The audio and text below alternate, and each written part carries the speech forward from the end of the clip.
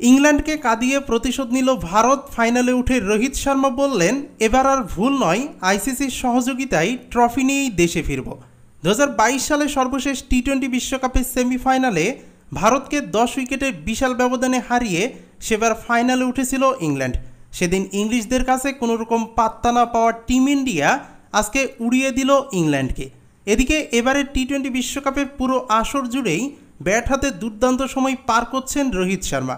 সেমিফাইনালে বড় মঞ্চে এসেও হেসেছে তার ব্যাট।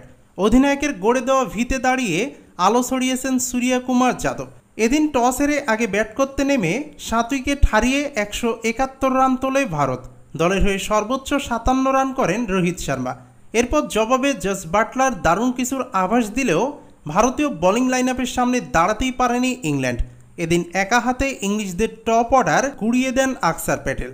আর হেসে খেলে ডিফেন্ডিং চ্যাম্পিয়ন ইংল্যান্ডকে হারিয়ে ফাইনালে পৌঁছে গেল টিম ইন্ডিয়া। এদিকে ম্যাচ শেষে ভারতীয় অধিনায়ক রোহিত শর্মা বলেন, সোনালি ট্রফি থেকে আমরা আর এক ম্যাচ দূরে। এবার আর কোনো ভুল করতে চাই না দেশবাসীকে হতাশ করতে। ট্রফি নিয়েই ফিরবো দেশে।